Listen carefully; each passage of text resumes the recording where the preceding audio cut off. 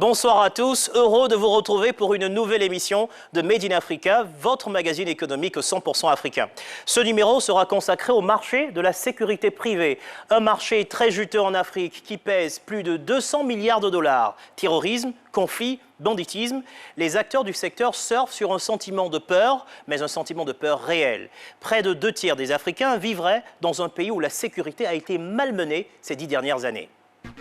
Au sommaire ce soir, enquête sur le business de la sécurité privée. 900 entreprises en Côte d'Ivoire, mais moins de 100 d'entre elles sont reconnues par l'État ivoirien. Vous allez voir comment les entreprises historiques, mais aussi les nouveaux entrants, parient sur les nouvelles technologies pour se démarquer et conquérir de nouveaux clients. Une véritable course à l'innovation.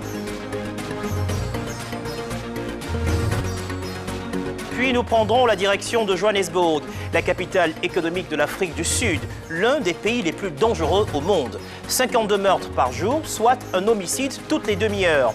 Nous vous amènerons en immersion chez TSU Africa, l'une des 30 entreprises de sécurité privée les plus performantes au monde. Surentraînées et surarmées, les équipes que vous découvrirez sont prêtes à affronter des situations de crise extrêmes.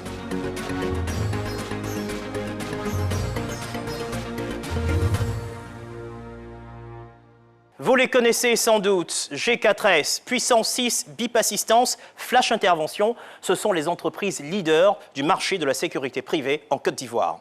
Un marché dynamique qui enregistre chaque année l'arrivée de nouveaux entrants. Entre 60 et 100 milliards de francs CFA, c'est le chiffre d'affaires estimé du secteur. Pour se démarquer et gagner des parts de marché, les acteurs rivalisent d'inventivité. Ils misent de plus en plus sur des produits high-tech. Alors, quels sont les nouveaux services proposés aux clients ? En quoi sont-ils innovants? Sécurité, la course aux nouvelles technologies. C'est un reportage de Lorraine Sénéchal, Laura Mel, Venant Soro et Oscar Noël Sangan. «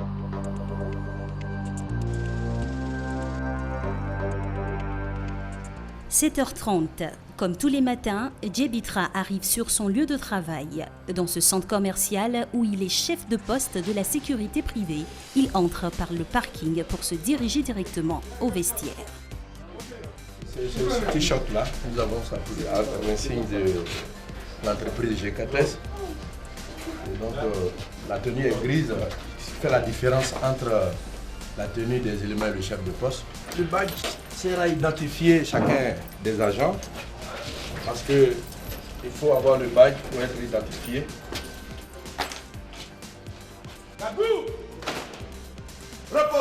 Dans leur tenue jaune et grise, ces agents de sécurité viennent prendre la relève de l'équipe de nuit. Ils travaillent pour G4S, l'une des entreprises leaders sur le marché de la sécurité en Côte d'Ivoire. Lionel,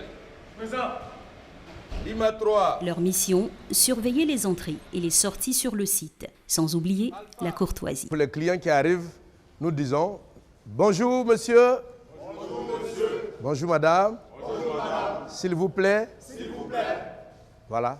Dans ce centre commercial, les agents de sécurité privée sont présents partout, aux différentes entrées, au niveau des caisses du supermarché et même à l'extérieur, pour fluidifier la circulation. Ils sont 30 pour une surface de 3 hectares. Les principaux risques, les vols, les braquages, mais aussi les attaques terroristes. En dessous des véhicules, le miroir nous permet de vérifier s'il n'y a pas des gens qui cachent autre chose, que ce soit une bombe, un instrument qui peut compromettre l'entrée du marché. Donc avec le miroir, on peut déjà déceler ces choses. Nous ouvrons les coffres pour voir, parce que chez nous ici, les bouteilles de gaz n'ont pas accès. Et donc nous vérifions tout cela pour voir s'il n'y a pas de souci. Avec une moyenne de 3000 visiteurs par jour, ce centre commercial ne plaisante pas avec la sécurité de ses clients. Alors, pour être sûr que rien n'échappe aux agents de G4S qu'ils ont engagés, ils ont complété leur dispositif par un système de vidéosurveillance, comme ici au niveau des caisses de l'hypermarché. La vidéosurveillance identifie clairement la personne qui peut-être est l'objet des malversations. C'est rapide parce que physiquement, en tant qu'homme, tu ne peux pas tout de suite voir ce qui se passe. Or, la vidéosurveillance et permet de retracer rapidement les événements.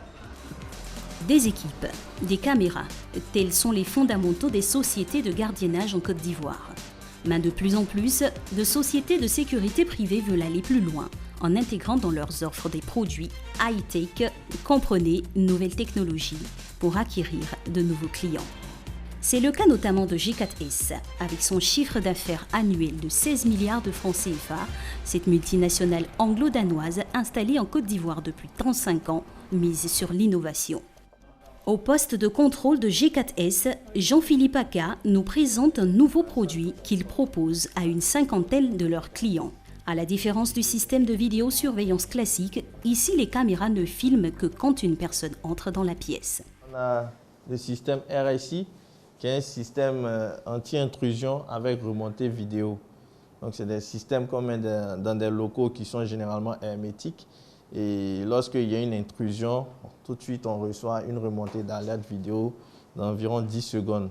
Ce système intelligent permet, grâce à des détecteurs de mouvement, de filmer une intrusion et mieux, de pouvoir maîtriser l'individu à distance. Non seulement on reçoit l'alerte, mais on peut réagir à partir de notre PC. On peut envoyer du gaz lacrymogène sur l'intrus, la personne qui n'est pas autorisée, ou faire retentir la sirène pour qu'il s'en aille. Tout ça c'est fait à distance à partir de notre plateforme de supervision.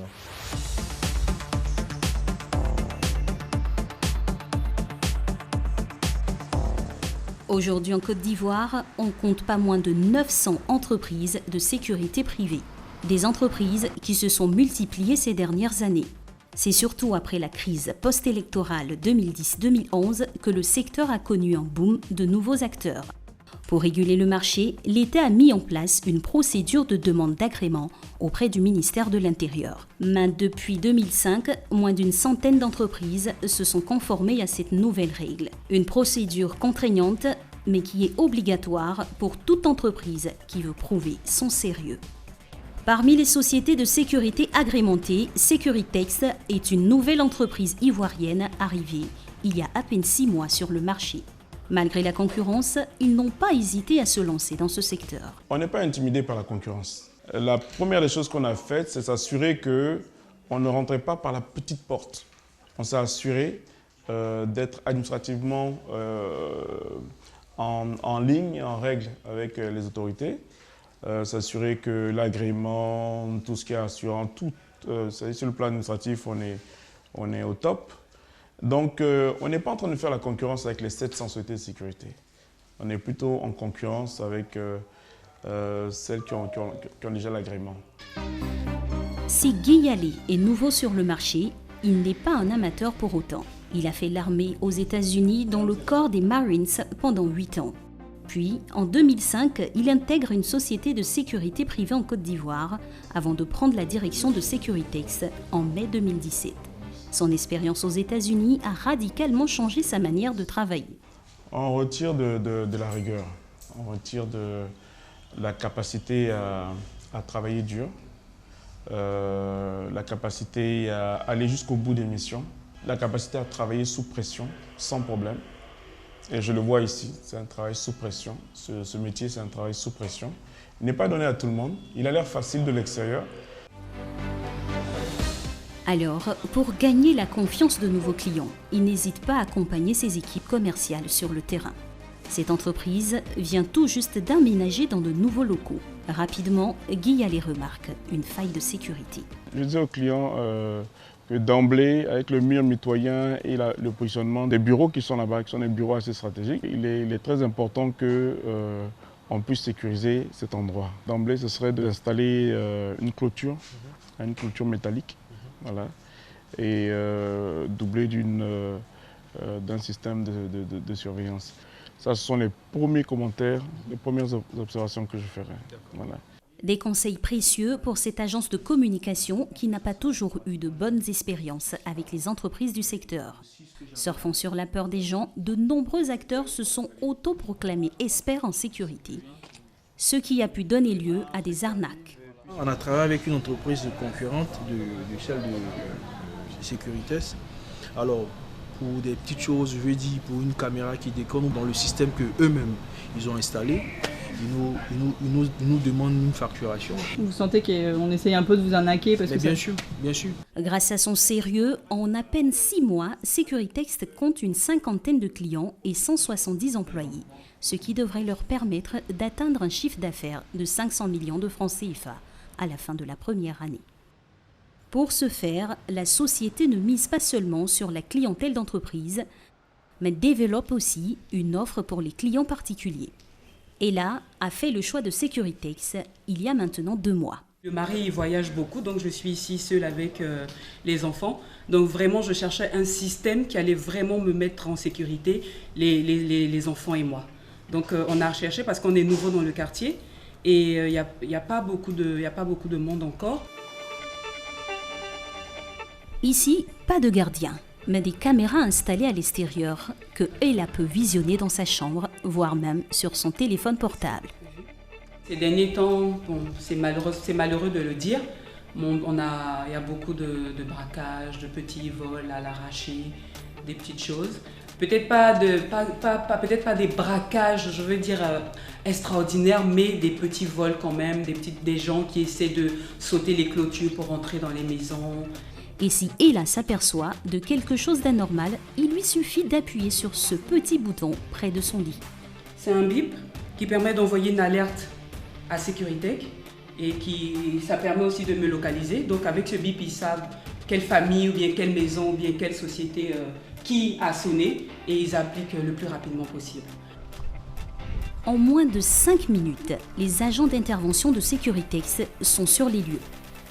On va faire une descente au sein du delta. Avec des méthodes proches des pratiques de l'armée, ils sécurisent les lieux en un rien de temps. Ok, ils ont fait une fouille minutieuse au sein du delta. RAS, rien à constater. C'est une fausse alerte. Vous vous sentez rassuré quand vous les voyez comme ça intervenir? Oui, parce que regardez même l'habillement. Ils sont très professionnels et j'ai confiance. Des produits comme celui-ci, Securitex en a déjà vendu 50. Coût de ce service, 40 000 francs CFA par mois. Certaines entreprises ont voulu aller plus loin en proposant le même service, mais depuis une application téléphone. C'est le cas de l'entreprise Guardians Assistance, créée en 1997 par 2 Français et qui réalise aujourd'hui 2 milliards de francs CFA par an. Elle propose depuis quelques mois l'application ASAP pour un coût de 10 000 francs CFA par mois. Le bouton panique se trouve directement sur une application de votre téléphone. Il vous géocalise, ce qui permet à l'entreprise de vous envoyer une équipe d'intervention en un rien de temps. Parce que le téléphone, c'est quelque chose, aujourd'hui, tout le monde ne peut plus s'en passer. C'est vrai, on a les addicts même de téléphone, parce que tout le monde est avec son téléphone. Partons sur cette idée que le téléphone est quelque chose qui est comme, je dirais pas un stylo, mais c'est comme la clé d'une maison. Quelqu'un est toujours avec son téléphone, donc on a pensé pourquoi ne pas mettre une application sécuritaire sur le téléphone. Avec le bouton médecin et services divers sur l'application, le client a également la possibilité d'être mis en relation avec un service d'ambulance, un serrurier, un mécanicien ou d'autres professionnels utiles en cas d'urgence. ASAP compte pour le moment 20 clients abonnés, mais a été téléchargé plus de 2000 fois. Des amateurs de technologie que Guardians espère convaincre rapidement de devenir clients. Retour au poste de contrôle de GKTS. L'agent vient de recevoir une alerte. Un véhicule vient de déclencher le bouton panique, mais le propriétaire ne répond pas au téléphone. Yallo, le Salscope, Panto, envoyez un véhicule rapidement dans les environs du 22e arrondissement. On a un déclenchement, il y a un véhicule qui nous envoie une panique, on n'arrive pas à rentrer en contact téléphonique avec l'utilisateur. Reçu. Ce véhicule dispose d'un système de tracking. C'est une balise placée dans la voiture avec une antenne GPS qui envoie sa position réelle par satellite. Depuis ces ordinateurs, les agents GKTS peuvent localiser les 600 véhicules qui ont souscrit au produit, mais aussi limiter leur vitesse, leur zone de circulation et même arrêter la voiture. L'équipe d'intervention est déjà sur le lieu. Le véhicule est arrêté, mais ils doivent s'assurer qu'il ne s'agit pas d'un cas de braquage. Ok, je vais vous demander de descendre du véhicule. Mais rapidement, l'identité du propriétaire du véhicule est confirmée. Il a déclenché, sans se rendre compte, le bouton panique. GKTS a alors procédé à l'arrêt du véhicule à distance. Mais là, je n'arrive plus à démarrer. L'efficacité de cette technologie a convaincu ce client qui y a souscrit dès l'achat de sa nouvelle voiture pour être sûr de retrouver son bien, quoi qu'il arrive. J'apprécie beaucoup et je pense que c'est quelque chose qu'on doit encourager. Avec les vols de véhicules qui sont très récurrents dans notre pays actuellement. Une technologie que GKTS propose déjà à plus de 100 clients pour un coût de 40 000 francs CFA par mois. Dans un des nouveaux quartiers d'Abidjan, on retrouve le directeur de Securitex. Aujourd'hui, il vient tester l'utilisation d'un drone. Cette nouvelle technologie, qui permet de surveiller un lieu donné depuis le ciel, constitue le cœur de sa stratégie pour se développer. Le drone permet de surveiller un espace beaucoup plus grand avec moins de ressources humaines. Je prends l'exemple des plantations de palmes qui font l'objet de beaucoup de vols. Et c'est très difficile de mettre des hommes pour couvrir des surfaces gigantesques. Et il y a des compagnies en Côte d'Ivoire justement qui ont commencé à utiliser le drone en termes de sécurité. Je n'en connais pas, j'en ai cherché. Je n'en connais pas.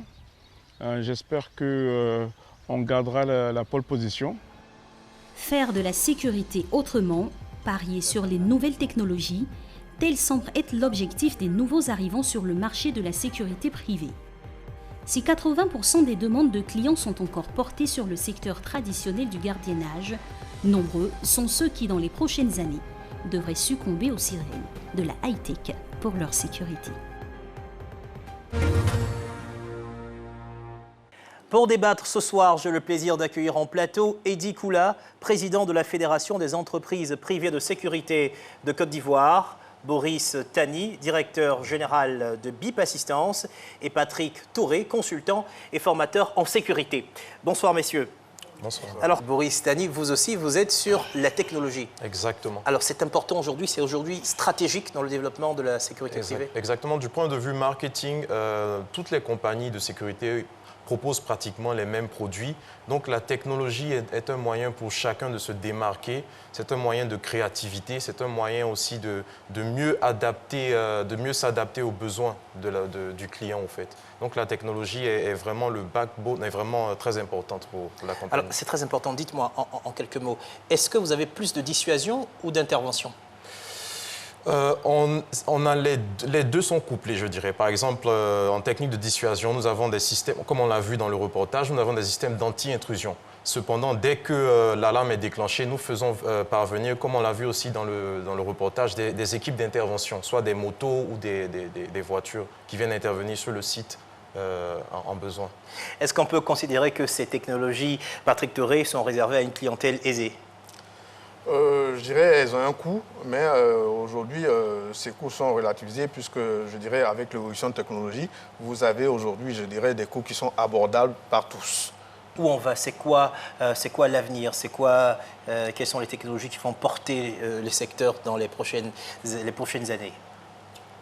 Bon, écoutez, moi, en termes de technologie, vers où on va? Bon, en termes de technologie, écoutez, on va vers la perfection. Nous, ça ne fait que nous arranger. Mais il faut dire que ce soit la technologie ou bien l'usage usuel de la sécurité qui est la présence d'un agent, c'est deux systèmes qui sont complémentaires. Aujourd'hui, vous ne pouvez pas utiliser la technologie, les high-tech, sans les personnes de ressources. C'est des choses qui sont complémentaires, parce que chacun ayant sa limite. Vous voyez, donc pour nous, aujourd'hui, cette complémentarité nous permet d'être plus efficaces. Alors, est-ce qu'on gagne beaucoup d'argent dans le secteur? Je dirais qu'on gagne beaucoup d'argent, je dirais, ne serait-ce que voir le nombre de sociétés aujourd'hui qui se créent, c'est que c'est un secteur pourvoyeur de fonds, pourvoyeur de richesses. Est-ce que vous avez senti, par exemple, chez vous, ces dernières années, une réduction de votre chiffre d'affaires ou un accroissement de votre chiffre d'affaires? Exactement. C'est là où l'agrément joue un rôle très important parce que les entreprises qui n'ont pas d'agrément ont moins de coûts de production, donc elles permettent de casser le prix au niveau de la sécurité. Et nous ne pouvons pas descendre nos prix à ce niveau de compétition. Concurrence déloyale. Exactement. On attire donc l'attention des autorités sur la régulation du secteur. Exactement. Question pour vous, vous parlez de coûts d'exploitation, il y a également la formation. Comment est-ce que vous recrutez vos agents? Bon, le recrutement se fait au niveau des mairies, nous utilisons aussi les médias comme Fraternité Matin, la télé, pour faire les appels au recrutement. Et aussi, nous devons faire des enquêtes de moralité. C'est là où l'agrément aussi impose ça aux compagnies. Et pour la formation, nos premiers éléments ont été formés en Afrique du Sud, au Kenya. Et en ce moment, nous essayons de faire venir des professionnels de la France, du GIGN, qui est une unité de force spéciale. Vous élevez les standards. Exactement. Est-ce que c'est important aujourd'hui d'avoir recours à des expertises qui viennent de l'extérieur? Je dirais non, parce que les expertises, on les a en local. Des agents du GIGN, il y en a en Côte d'Ivoire. Il y en a qui aujourd'hui évoluent justement au sein de l'activité, au sein de sociétés de sécurité, mais sous un autre plan, en tant que conseil, en tant qu'auditeur, qui permet, je dirais, au client de mieux orienter son besoin en sécurité. Alors, cas pratique, vous payez un agent à combien? Bon, cela dépendra si c'est un intervenant ou un gardien, mais les intervenants sont payés à peu près 150 000, disons. Ça dépend aussi de leur expérience. Et vous les vendez à combien? On essaie de les vendre à 200 000, 250 000. Donc, il est parfois très dur, justement, de faire du profit sur les services où nous proposons des ressources humaines, tandis que nous faisons plus de profit sur les produits qui utilisent la technologie. Donc, c'est là, encore une fois, où la technologie est très importante pour les compagnies de sécurité. Parce qu'on se retrouve parfois avec des agents qui sont payés autour de 40 000 francs CFA. On suppose que ce sont les entreprises qui n'ont pas reçu l'agrément. Exactement. Alors, est-ce que finalement, vous avez intérêt à ce que la sécurité diminue, notamment en Côte d'Ivoire? Comme je disais, même si elle diminue, il faut quand même se pencher vers la prévention, la dissuasion. Donc, on a intérêt qu'elle diminue pour qu'on puisse peut-être évoluer à un autre stade, je dirais. Eric Oula, aujourd'hui, environ 1000 entreprises. Combien dans les prochaines années? Vous en souhaitez davantage? Oui, écoutez, vous savez, nous, le secteur privé de la sécurité, on a un peu interface. Nous sommes des auxiliaires de police, en même temps, nous sommes des businesseurs. Vous comprenez? C'est vrai qu'il y a l'aspect sécurité qui nous importe en premier. Donc pour nous aujourd'hui, que la criminalité, que le secteur privé baisse, bon, je ne sais pas ce que vous appelez baisser, mais nous pensons que, et puis quand vous parlez de 1000, il n'y a seulement que 100 qui sont agréés. Et qui font partie de votre fédération? Non, nous aujourd'hui, honnêtement, nous sommes à 65 membres. Et tous les membres sont agréés? Tout à fait, ah oui, ça c'est l'une des conditions. Vous n'êtes pas agréé, vous ne pouvez pas adhérer à une fédération. Tani, Boris, alors dites-nous, qu'est-ce qui vous passionne particulièrement? Parce qu'on a écouté tout à l'heure Guy Allais qui parlait du métier où il faut être passionné. Exactement. Et qu'en est-il de vous? Exactement, c'est un métier très passionnant, très dynamique. Comme il a dit, c'est un métier qui est pratiquement sous pression chaque jour. Ma première passion, c'est de pouvoir sécuriser la population ivoirienne. Et deuxièmement, c'est aussi de créer de l'emploi pour les jeunes Ivoiriens. Et troisièmement, c'est aussi la technologie qui est très passionnante. C'est très intéressant de voir les nouvelles innovations en termes de sécurité. Et notamment, je dirais, la sécurité se dirige plus maintenant vers ce qu'on appelle la télésurveillance, qui est la surveillance à distance. Donc tout ça, c'est vraiment passionnant. Et c'est parce que j'ai aussi rêvé d'être un militaire un jour, donc j'ai jamais pu. Donc la sécurité, pour moi, c'est un peu aussi un moyen de... En parlant de militaire, je vais vous faire découvrir quelque chose. On met le cap sur l'Afrique du Sud. La nation arc-en-ciel est prospère, mais le pays est peu sûr. 52 meurtres par jour, 19 000 morts par an. Bienvenue dans l'un des pays au monde les plus exposés à la criminalité. Une triste réalité qui fait pourtant les beaux jours des entreprises de sécurité privée. En 2016-2017, le pays comptait moins de policiers que de vigiles, soit 200 000 officiers de police contre 490 000 agents de sécurité privée employés par 9 000 entreprises. Immersion au sein de l'une des plus performantes d'entre elles, TSU Africa, ou la guerre contre le crime. C'est un reportage de Juliette Chapalin, Mike Zidel, Oscar Noël Sangan et Constant Pédou. Il était 11 h du soir, je rentrais d'un dîner. J'attendais que le portail s'ouvre quand soudain j'ai vu quelqu'un dans le rétroviseur. Lorenz, 40 ans, se souvient d'une nuit qui a marqué sa vie. C'était en novembre 2010, à Johannesburg. L'instant d'après, le gars se met juste en face et pointe son arme sur nous. Vous étiez situé où? J'étais toujours dans le véhicule avec mon ami. Le gars est venu de ce côté, s'est tenu juste ici et il a pointé son arme sur nous. Cette nuit-là, du haut de son mètre 97, Lorenz subit un vol de voiture. Pour qu'il n'alerte pas la police, les criminels décident de le kidnapper et en profitent pour lui extorquer de l'argent. J'ai dû retirer de l'argent pour eux. Environ 135 000 francs CFA. C'était le plafond de ma carte, heureusement. Puis ils m'ont emmené dans un autre véhicule, ils m'ont recouvert d'une couverture et ils ont juste conduit au hasard, sans savoir où ils allaient. Oui, ils m'ont relâché environ 20 km d'ici, à 1h30 du matin. Au final, Lorenz s'en sort indemne, mais 8 ans plus tard, il reste encore marqué par cet événement qui aurait pu lui coûter la vie. Cette histoire est une histoire presque banale aujourd'hui, en Afrique du Sud. Ça arrive chaque jour en Afrique du Sud. C'est dans tous les journaux. Et on lit ces histoires, mais on pense que ça n'arrive qu'aux autres.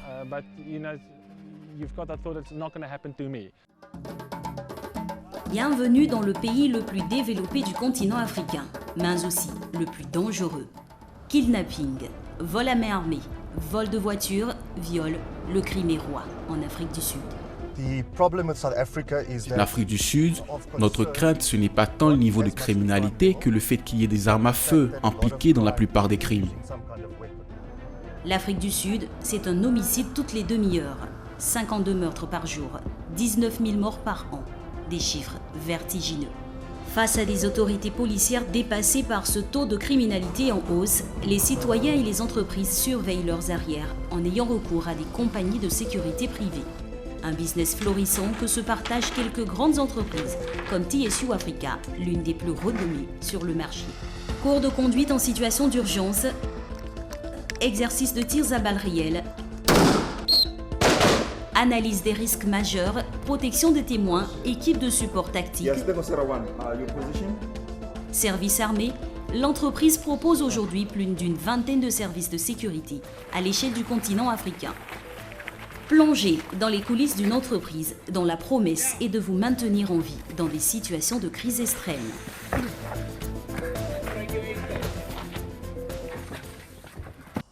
Les bureaux de TSU Africa se trouvent à Centurion, à 40 km de Johannesburg. L'entreprise est majoritairement composée d'anciens membres des forces spéciales de la police sud-africaine, mais aussi des anciens militaires habitués au terrain de guerre, comme l'Irak ou l'Afghanistan. Une élite rassemblée par Chris Burks, le fondateur de TSU Africa, dans un esprit d'entreprise bien particulier.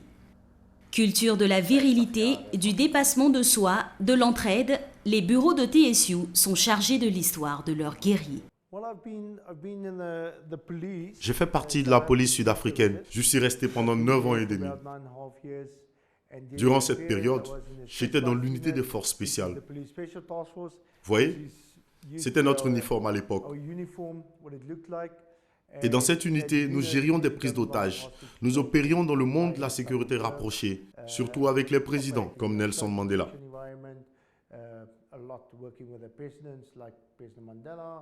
Chris a seulement 27 ans quand il décide de quitter la police sud-africaine pour se lancer à son propre compte en 1999. 18 ans plus tard, TSU Africa compte 2000 employés, un chiffre d'affaires annuel de 11 milliards de francs CFA et figure dans le classement des 30 agences de sécurité les plus puissantes au monde, avec des services parmi les plus chers du continent. Comme par exemple le service de protection rapprochée, des hommes armés 24 heures sur 24 pour votre plus grand confort. Un agent peut coûter 265 000 francs CFA. Cela peut même aller jusqu'à 530 000 francs CFA à la journée. Cela dépend de la qualité de votre officier de protection rapprochée. Cela peut aussi coûter 1 million de francs CFA par jour pour une petite équipe et ça peut aller jusqu'à 10,5 millions par jour selon la taille de l'équipe.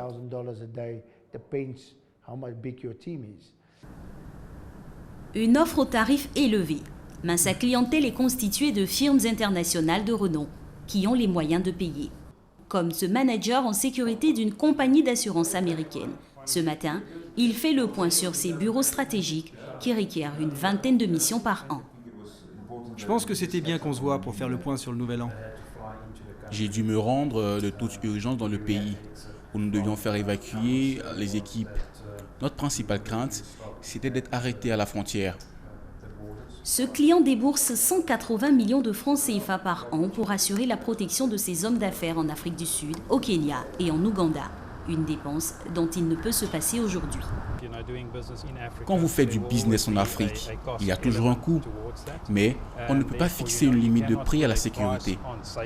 Cet homme d'affaires est l'un des 10 plus importants clients de TSU Africa depuis 10 ans. Et pour le conserver face à la concurrence, l'entreprise joue la carte de l'excellence de son personnel. Les clients viennent vers nous pour notre passé, pour celui de nos managers. Vous savez, 90% de nos managers sont des ex-policiers, des ex-militaires.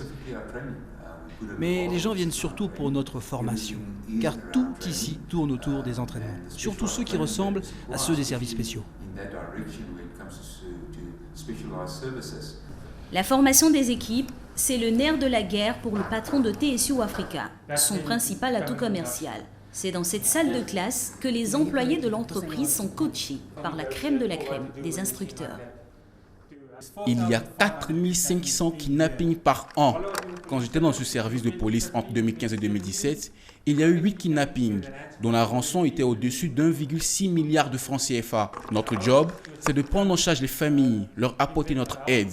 Beaucoup de gens n'appellent pas la police dans ce genre de situation, car les suspects contactent les familles et leur disent « N'appelez pas la police, je ne veux pas les voir, je ne veux pas avoir de policiers sur le terrain. » 10 jeunes espoirs s'imprègnent des fondamentaux pour devenir des agents tactiques opérationnels sur le terrain. Cela fait 12 jours qu'ils suivent ce stage de compétences en fusil et carabine. Aujourd'hui, c'est jour d'examen. Bonjour et bienvenue. C'est votre dernier test de connaissance des standards et de la connaissance des armes à feu. Vous avez 30 minutes pour écrire ce test et vous devez obtenir 80% de bonnes réponses. Ok ? S'ils échouent, ils n'auront pas le certificat standard. On ne peut pas se permettre, s'ils n'ont pas les capacités, de les envoyer dehors faire le travail de terrain. Donc c'est important pour eux d'être au top niveau. La majorité de ces élèves sont de nouvelles recrues de TSU Africa. Triés sur le volet, ils participent à cette formation dans l'espoir de développer leurs compétences et ainsi leur carrière au sein de l'entreprise. Personnellement, j'aime les challenges et grandir. Et je pense qu'il y a beaucoup d'opportunités à TSU. Lesquelles ? On peut devenir un agent de protection rapproché, l'un de mes objectifs et mes rêves. Mais je veux dire, on peut aussi devenir un instructeur en fonction de là où chacun se projette.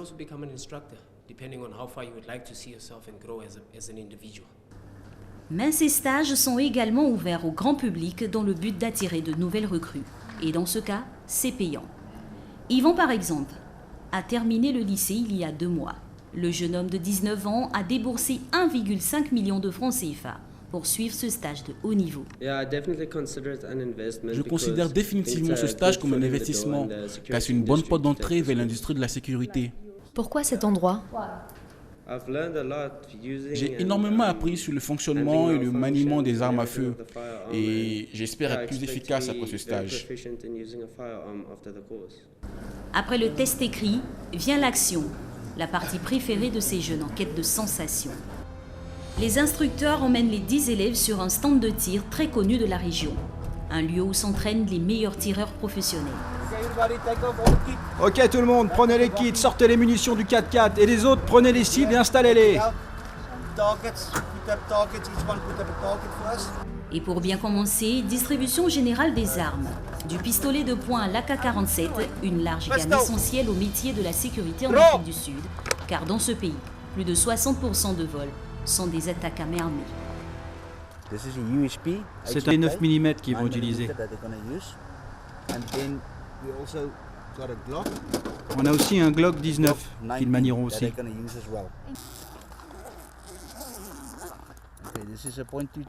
Et ici, on a une carabine.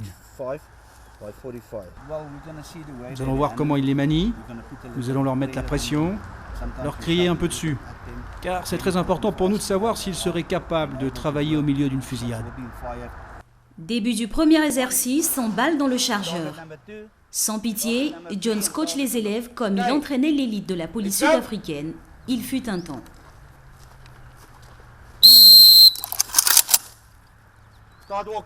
Allez, c'est parti. Commencez à marcher, grippez vos armes. Double coup de sifflet.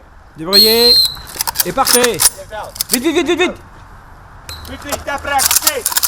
Inversez. Et visez.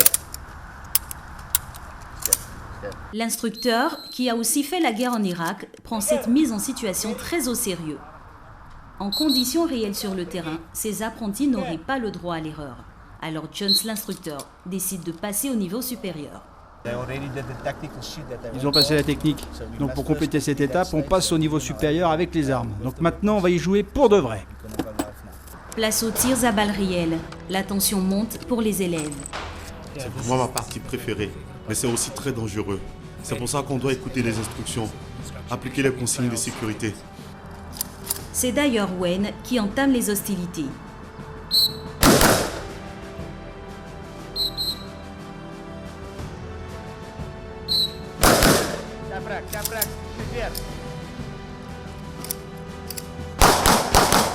Les élèves doivent cibler ces morceaux de carton découpés en forme d'humain. La partie basse représente les organes vitaux. Tous les tirs sont dans la zone d'organes vitaux, donc c'est bien. Après validation générale, Jones décide de compliquer la situation en multipliant le nombre de cibles pour l'examen final. Prenez une cible vierge et amenez-la de l'autre côté.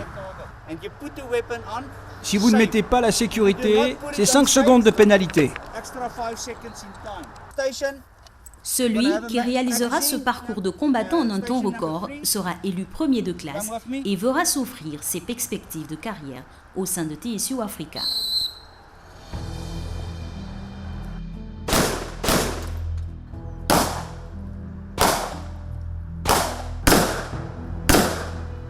Un exercice difficile pour les débutants comme Yvan. J'étais vraiment perturbé par tout ce que j'avais à faire. Par exemple, Comme charger. Je suis vraiment fatigué. parce que tu as dû courir tout le temps? Oui, entre chaque étape. Tu penses que tu as des chances de gagner la course? Non, pas face à ces mecs-là, mais une prochaine fois. Mais pas de quoi faire peur à Wayne, qui a déjà travaillé sur des terrains de guerre.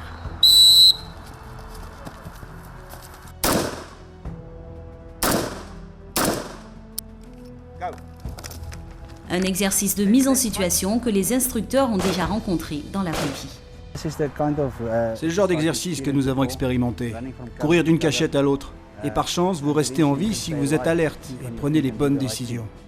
En 2017, 800 élèves ont été formés par ces stages. Aujourd'hui, c'est Wayne qui remporte cette compétition à 8 cibles en 1 minute 25, en étant de loin le plus rapide. C'est un très bon élément, il travaille dur, il se donne à 100% dans tout ce qu'il fait. Donc je lui prédis un bel avenir. Ce genre d'entraînement, Wayne rêve de le pratiquer en situation réelle dans les métiers les plus risqués que propose TSU Africa. 20h, un autre type de classe démarre dans la compagnie de sécurité privée. L'équipe du soir se prépare à effectuer des rondes de surveillance dans les quartiers reculés autour de Johannesburg. Les zones que nous allons suivre ce soir seront Hammanskraal, Maropeng et Rustenburg. Nos indices nous ont dit que les distributeurs de Rustenburg et Hammanskraal ont récemment fait l'objet d'attaques à l'explosif. Leur mission, assurer la protection des distributeurs de billets. Une activité hautement dangereuse en raison du risque de confrontation avec des criminels armés dont ils connaissent les véhicules.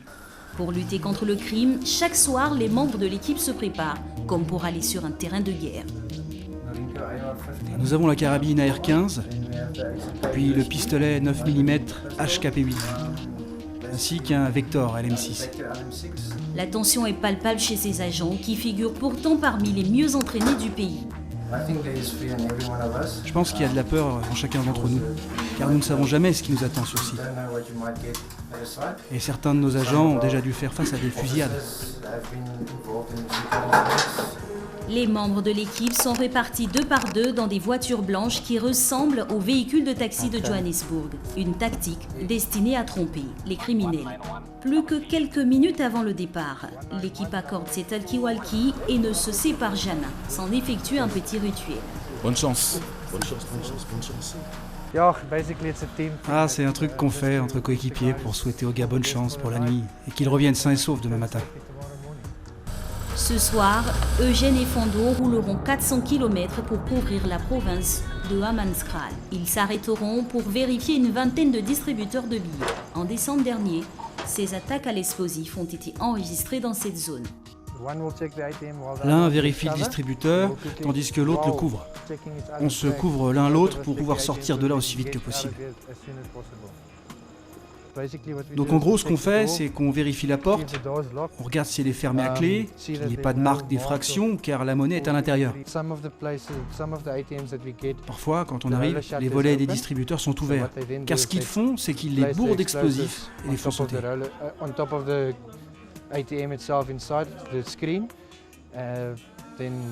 Les distributeurs de billets sont la cible des voleurs, car ils contiennent jusqu'à 31 millions de francs CFA.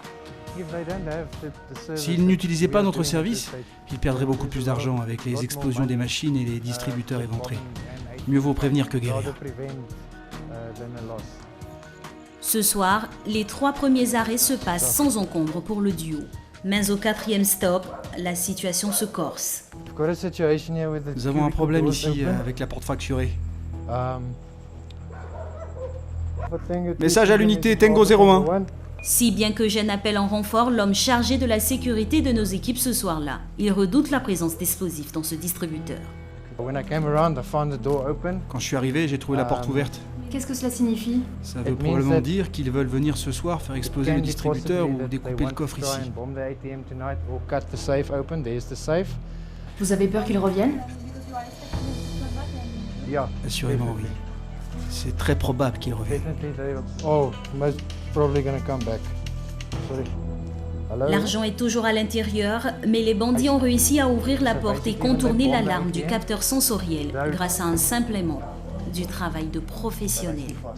Cette opération, les voleurs l'effectuent toujours en 2 temps, par crainte d'être arrêtés. Fondo sécurise donc le secteur de peur que les criminels viennent finir le travail. Le risque d'une confrontation par balle est maximal. Peux-tu rapidement prendre mon téléphone dans la voiture? Pouvez-vous rapidement me rappeler, s'il vous plaît? Finalement, Eugène réussit à refermer le distributeur et alerte son client qui peut reprendre la main grâce à ses propres services de sécurité ou la police. Nous sommes passionnés par ce travail. Les montées d'adrénaline, c'est incroyable. Le travail d'Eugène est devenu essentiel pour les banques. TSU Africa surveille quotidiennement plus de 800 distributeurs de billets, ce qui rapporte 130 millions de francs CFA par an à l'entreprise. Avec plus de 8% de croissance annuelle, le marché de la sécurité privée en Afrique du Sud est l'un de ceux qui croît le plus vite sur le continent. L'entreprise TSU Africa a donc de beaux jours devant elle. De retour en plateau avec nos invités. Alors, je dois avouer que c'est la première fois que j'ai un niveau d'attention aussi soutenu durant un reportage. Alors, qu'est-ce qui vous a le plus frappé dans ce reportage sur l'Afrique du Sud? Bon, c'est de voir déjà le niveau poussé de formation, le niveau d'équipement qu'ils ont. Ici, les compagnies agréées n'ont pas accès aux armes fatales, je dirais. Ah oui, voilà. La formation, elle est corsée. Qu'est-ce qui vous a le plus marqué dans ce niveau de formation? On aurait dit presque comme une formation militaire. Hein, exactement. Parce qu'on a vu l'étendue du risque sur le terrain à Johannesburg, qui est un peu différent d'ici en Côte d'Ivoire. Donc en Côte d'Ivoire, on a quand même un très bon niveau de sécurité finalement. Oui, quand même. Oui, par rapport à la je pense que les sécurité a assez baissé, mais on a toujours besoin de sécurité. Oui, comme je l'ai dit, ça n'empêche pas qu'on doit continuer toujours à travailler, à se préparer. Alors, les Sud-Africains, vous considérez qu'ils ont la meilleure formation sur le continent? Oui. Parce que, oui, il faut le dire tout net. Hein. Bon, parce que là, on veut parler quoi, des pays du Maghreb. Je pense qu'eux-mêmes se réfèrent à l'Afrique du Sud. Donc aujourd'hui, il faut le dire, hein, sans complexe, l'Afrique du Sud est au top pour tout ce qui est sécurité privée, quoi. Et au fond, c'est quoi la force de leur formation? La force de leur formation, je pense que, je dirais, ça vient d'abord des formateurs. Ça vient des formateurs qui sont tous des anciens, je dirais, des anciens militaires, des anciennes forces spéciales, qui ont déjà une compétence. Alors on parle de formation, est-ce que vous pensez que c'est un secteur qui peut attirer de nouveaux talents? On l'a vu tout à l'heure avec Wayne Sagris, il parle de passion, il dit son rêve.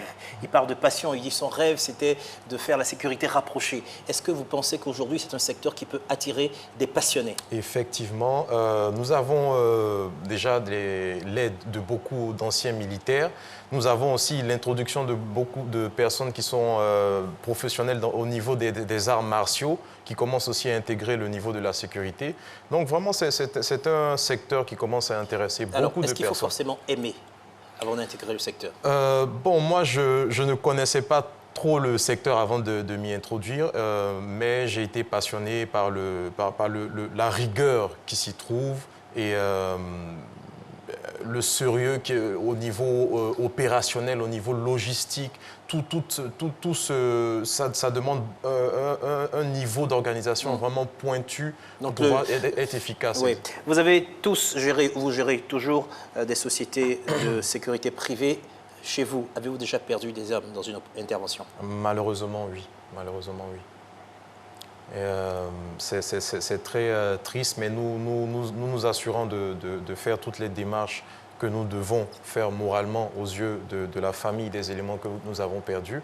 Et c'est pour ça que la formation est très importante, parce que nous devons apprendre à l'élément d'assurer, lui, sa sécurité d'abord, avant d'assurer celle du client. C'est un véritable sacerdoce. Exactement. Et comment est-ce qu'on peut dormir tranquille quand on dirige une société dans un business de ce type? On ne dort pas vraiment tranquille, mais je dirais, si on veut dormir mieux, il faut s'assurer qu'on ait une équipe vraiment parfaite. Et vous avez déjà perdu des hommes, ou au moins des personnes blessées? Écoutez, on ne peut pas faire de la sécurité malheureusement sans perdre quelqu'un, surtout pour quelqu'un qui a 15 ans, 16 ans d'expérience. Ça existe à tous les niveaux. Il faut compter avec. Et c'est l'occasion que nous saisissons pour dire à nos confrères, à tous ceux qui sont dans l'informel, c'est-à-dire ceux qui n'ont pas d'agrément, d'essayer de se normaliser, d'essayer d'aller sur la tutelle pour avoir l'agrément qu'il faut. Et quand on a l'agrément, ici les tests disent que, comme Boris l'a dit, il faut se référer aux centres de formation, aux écoles de formation. C'est eux qui mettent à disposition des agents de sécurité avec des diplômes. Mais ici, ce qu'on remarque, c'est que nos confrères, à bout de champ, ils font des recrutements. Mais quand il y a un problème, il y a une situation sur un terrain, ils font comment? C'est des hommes que vous perdez. Aujourd'hui, excusez-moi, mais on a des agents qui ont ce qu'on appelle même des 7 mm devant des institutions qu'on connaît. Mais dites-nous où ils apprennent à tirer. Et ce type-là, quand il va dégainer, mais c'est la population qui va en pâtir. Mais vous voyez l'expérience de l'Afrique du Sud, même si on n'est pas à ce niveau, il faut se référer aux formateurs. C'est eux qui vous donnent des agents qui mettent à votre disposition, avec la tutelle, partant d'un diplôme, pour qu'ils travaillent avec vous. Mais quand vous prenez des gens à bout de champ, ce n'est plus un professionnalisme. Donc la formation est clé. Elle est clé. Le respect des normes et des réglementations qui sont mises en place dans le secteur. Sans formation, il ne peut pas avoir de sécurité privée. Alors, est-ce qu'on considère que l'Afrique du Sud est le pays le plus dangereux du continent? Bon, en termes de dangerosité, l'indice, nous, on ne peut pas le dire. Mais ce qu'on remarque, c'est que la sécurité est à la hauteur de l'inquiétude. Exactement. Voilà. Est-ce que finalement, le problème, ce n'est pas les armes, trop d'armes en circulation? Je pense que de part et d'autre, finalement. Oui, de part et d'autre. Et je dirais, il y a le problème aussi social, aussi qui, je dirais, qui fait fluctuer le taux de criminalité. Il y a le problème d'armes, mais il y a des problèmes sociaux. Vous parlez de pauvreté? Exactement. Exactement. Oui, pauvreté, on veut parler du manque d'emploi des jeunes, de ceux qui sont livrés un peu les bras valides, comme on le dit. Aujourd'hui, à un certain niveau, écoutez, que les armes pour y le faire ou pas, le malfrat trouvera toujours son arme même d'un autre pays pour venir vous attaquer. Donc la prolifération des armes n'est pas trop le problème. C'est vrai, ça fait partie des problèmes. Mais nous pensons que c'est, comme le dit Patrick Touré, c'est un problème social. Après avoir vu ça, Boris Tani, ça vous intéresse, vous, d'aller en Afrique du Sud? Oui, pour apprendre mieux, je dirais. Mais pas forcément pour y vivre? Non. Est-ce que les sociétés de sécurité privées ne surfent pas finalement sur la peur et sur l'insécurité? Est-ce qu'on a intérêt à ce que ça s'arrête? Mais écoutez, vous nous direz que la police existe parce que la population a peur? Tout est relatif, hein, je crois que... Bon, c'est une fonction régalienne de l'État, mais vous faites du business, vous gagnez de l'argent dessus. C'est différent. C'est vrai, c'est une fonction régalienne, mais écoutez, c'est parce que l'État ne pourra pas être partout à la fois. Il nous a concédé une partie de ses prérogatives. Donc, par conséquent, je vous dis qu'on ne surfe pas sur la peur, mais c'est un phénomène, je dirais pas mondial, mais normal. Aujourd'hui, vous vendez quelqu'un, forcément, vous vendez une voiture, il y a quelqu'un qui vous envie. Du coup, il devient votre ennemi. Il faut bien que Patrick Touré ou bien Boris soit là pour vous sécuriser. Donc, ce n'est pas forcément qu'on surfe, mais c'est un besoin naturel, la sécurité. Boris, dans votre secteur, est-ce que vous vous sentez heureux du travail que vous faites? Comment est-ce que vous envisagez l'avenir du secteur? Je me sens très heureux. Bien sûr, on envisage de développer plus ce côté technologique, comme je dirais, qui est très passionnant, de découvrir tous ces nouveaux gadgets, toute cette nouvelle technologie qu'on peut mettre au service de la clientèle pour la sécurité. C'est vraiment impressionnant.